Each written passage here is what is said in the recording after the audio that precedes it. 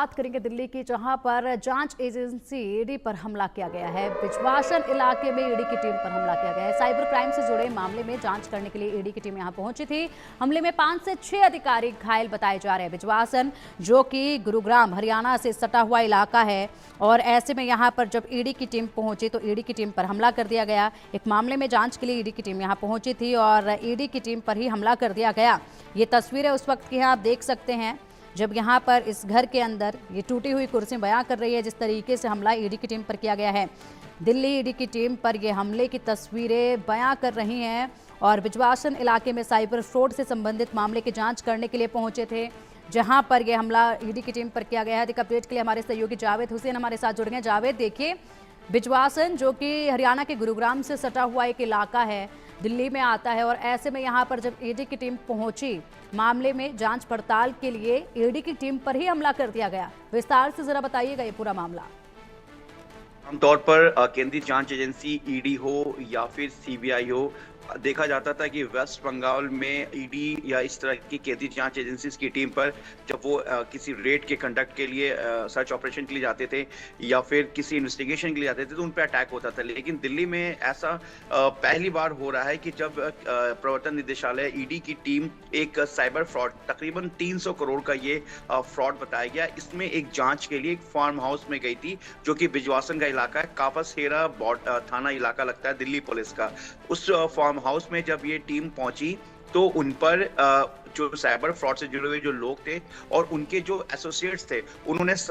ED पर attack कर दी, ED team पर, जिसमें जानकारी के मुताबिक 5 से 6 ईडी के जो जांच अधिकारी वो घायल हुए हैं।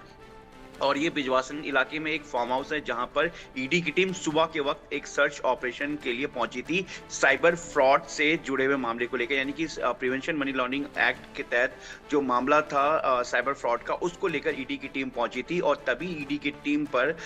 जो फार्म हाउस में उस वक्त मौजूद थे, जो जानकारी मिली है, उनके तरफ से अटैक कर दिया गया। और तस्वीर में आप देख सकते हैं कि इस तरह से टूटी हुई कुर्सी है, उसके जो उसका कॉर्नर है वहां पर डंडा रखा हुआ है। तो ये सब इस चीज का विटनेस है, गवाह है कि किस तरीके से ईडी की टीम पे अटैक हुआ। उसके बाद दिल्ली पुलिस की लोकल टीम को इस बात की जानकारी दी गई, मौके पे पुलिस पहुंचती है और पुलिस जो है वो पूरे मामले की जांच में जुट जाती है। लेकिन फिलहाल जो अभी ईडी की तरफ से जो सूत्रों के हवाले से जानकारी मिल रही कि ईडी एक फ्रॉड मामले में वहां पर पहुंची थी। और जिस तरीके से आमतौर पर देश की जो केंद्रीय जांच एजेंसीज होती है, जो किसी भी बड़े इनपुट या किसी भी बड़े सर्च ऑपरेशन या रेड से जुड़े हुए मामले में जब किसी लोकेशन पे पहुंचती है, किसी एसेट्स को लेकर इन्वेस्टिगेट करती है या उस लोकेशन में पहुंचती है, तो आमतौर पर ये सुबह के वक्त ही रेड की जाती है, जो अमूमन 5 बजे, 6 बजे या 7 बजे होता है। ऐसा इसलिए किया जाता है कि आमतौर पर एजेंसीज या कोई भी इन्वेस्टिगेशन जो यूनिट है वो ये मानती है कि जो सुबह का वक्त होता है उस वक्त उस केस से जुड़े हुए जो भी लोग हैं वो लोकेशन एकदम से चेंज नहीं कर सकते, ना ही उनके पास किसी तरह की कोई इनपुट मिल पाती है कि कोई टीम पहुंचने वाली। तो इसलिए ये सबसे सही टाइम होता है। इसलिए मोस्टली जो एजेंसीज है या जो भी इन्वेस्टिगेशन यूनिट है वो सुबह के वक्त ही, तड़के सुबह ही अपनी जांच के लिए कंसल्ट लोकेशन पे पहुंचती है। ठीक उसी तरीके से ईडी भी आज गुरुवार के दिन सुबह करीब तड़के सुबह इस लोकेशन पे पहुंची थी। उनके पास स्पेसिफिक इनपुट था, प्रिवेंशन मनी लॉन्ड्रिंग एक्ट के तहत इस पूरे मामले की जांच की जा रही थी, लंबे समय से जो जानकारी मिलने की जांच की जा रही थी। और इसी बीच जब ईडी की टीम अंदर पहुंचती है तो उन पर अटैक हो जाता है। हालांकि 5 से 6 लोग इसमें घायल है, लेकिन फिलहाल अब पुलिस की तरफ से जो है फिलहाल एक्शन लिया जा रहा है। अभी तक क्या ईडी की तरह की जांच टीम जो वहां पर पहुंची थी, क्या उनकी तरफ से कोई रिटन कंप्लेन दिया गया, इस बारे में अभी जानकारी नहीं मिल पाई है। लेकिन जो ईडी की तरफ से ये माना जा रहा है कि इस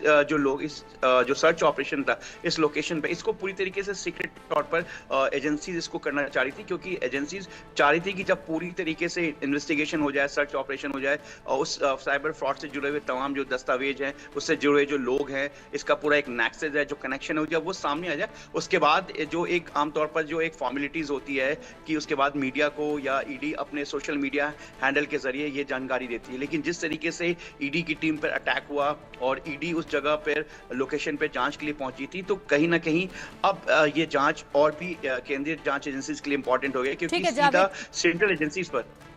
जी। बिल्कुल, बिल्कुल जावेद, सेंट्रल एजेंसी पर जिस तरीके से हमला किया गया है, ऐसे में अब सख्त कार्रवाई इन आरोपियों पर की जाएगी। और आरोपियों ने जिस तरीके से यहाँ पर सरकारी अधिकारियों पर हमला किया है, बड़े सवाल उठते हैं ऐसे में। तो और भी धाराएं इस मामले में जुड़ेगी इन आरोपियों पर, क्योंकि पहले से जिस तरीके से अगर बात की जाए, फिशिंग स्कैम, QR कोड धोखाधड़ी, पार्ट टाइम जॉब स्कैम, ये तमाम हजारों मामले इन लोगों पर दर्ज हैं। ऐसे में कितने लोग ये हैं जो आरोपी हैं, क्या संख्या इनकी है और इनको लेकर क्या कुछ अब आगे कार्रवाई की जा रही है, कब ये पकड़ में आएंगे, किस तरीके से इसके पूरी गैंग का खुलासा करने की अब कवायद आगे देखी जा रही है।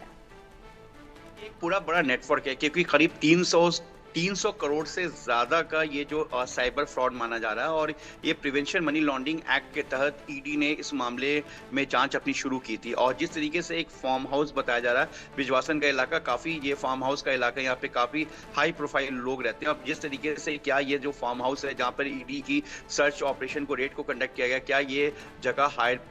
किराए पे ली गई थी या फिर यहाँ इस फार्म हाउस से जुड़े हुए जो लोग हैं वो इस फ्रॉड में शामिल थे, ये सब अभी पार्ट ऑफ इन्वेस्टिगेशन है। लेकिन दिल्ली पुलिस को अभी तक अगर कोई शिकायत मिलती है ईडी की तरफ से, तो दिल्ली पुलिस की तरफ से प्रॉपर एक्शन लिया जाएगा। वहीं दूसरी तरफ अगर हम ईडी की बात करें कि जिस तरीके से ईडी के जो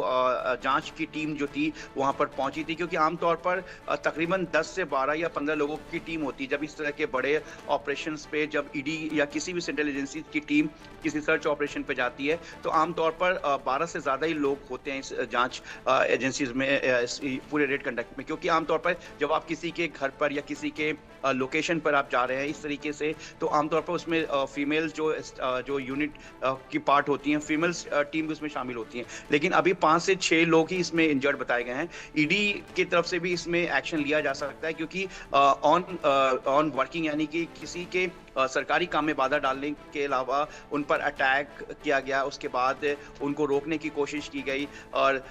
जो शब्दों का इस्तेमाल किया गया, जो बताया जा रहा है कि अब शब्द इस्तेमाल किए गए और उन पर हमला किया गया, ऐसे तमाम जो कानून बनता है, जो सेक्शन बनता है, उस बेस पर भी ईडी अपनी तरफ से भी इस मामले को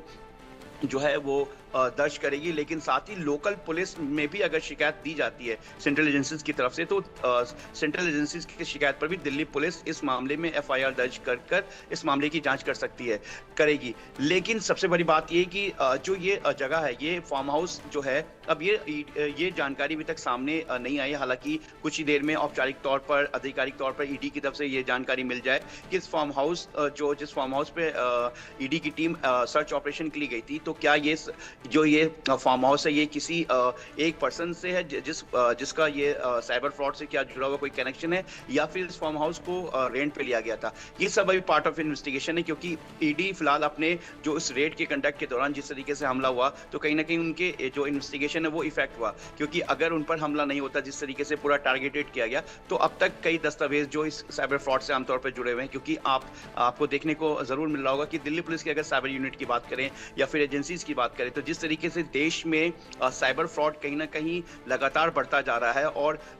कई तरीके हैं साइबर फ्रॉड के जरिए। तो इसमें अब ये कौन सा फ्रॉड है, क्योंकि अभी कुछ महीने पहले ही चीन के कुछ लोगों को आइडेंटिफाई किया गया था, जो चीन में बैठकर हिंदुस्तान में साइबर फ्रॉड के जरिए अलग अलग स्कैनर्स के थ्रू, मोबाइल रिचार्ज के थ्रू, ट्रांजैक्शन के थ्रू या डिजिटल अरेस्ट की बात करें, तो इस तरीके के मॉडस ऑपरेंडी से इंडिया के लोगों को टारगेट कर रहे थे। और इसमें बाकायदा चाइना के लोगों ने इंडिया के कुछ स्पेसिफिक लोगों को अपने इस पूरे नेक्सस में शामिल किया था। तो अब ये जो साइबर फ्रॉड है, ये साइबर फ्रॉड किस बेस पर किया गया, ये लेकर अभी कुछ ही देर में हो सकता है कि ईडी की तरफ से जानकारी मिल जाए। लेकिन जिस तरीके से ईडी की टीम पर एक पूरा अटैक किया गया है, ये कहीं ना कहीं एक बहुत बड़ी बात है, क्योंकि इस तरीके से सेंट्रल एजेंसीज पर, वो भी देश की राजधानी दिल्ली, जहां पर लॉ एंड ऑर्डर की अगर हम बात करें, तो यहाँ पर लॉ एंड ऑर्डर काफी मजबूत है, एनफोर्समेंट डिपार्टमेंट है देश की राजधानी दिल्ली, और ऐसे में दिल्ली के एक लोकेशन पर इस तरीके से सेंट्रल एजेंसीज पर हमला करना बहुत बड़ी बात है। अब इसमें ये देखना है कि सेंट्रल एजेंसी बिल्कुल जावेद, और बड़ी बात ये भी है कि बिजवासन के जिस इलाके में ये रेड कंडक्ट की गई है, ये वो इलाका है जहाँ पे जो फार्म हाउस का जिक्र आपने किया, वो कोई मामूली लोगों के फार्म हाउस नहीं है, बड़े बड़े लोगों के फार्म हाउस है, बड़े चेहरों के फार्म हाउस है। तो ऐसे में ये देखना होगा कि किन के नाम इसमें सामने आते हैं। फिलहाल शुक्रिया जावेद आपका इन तमाम जानकारियों के लिए।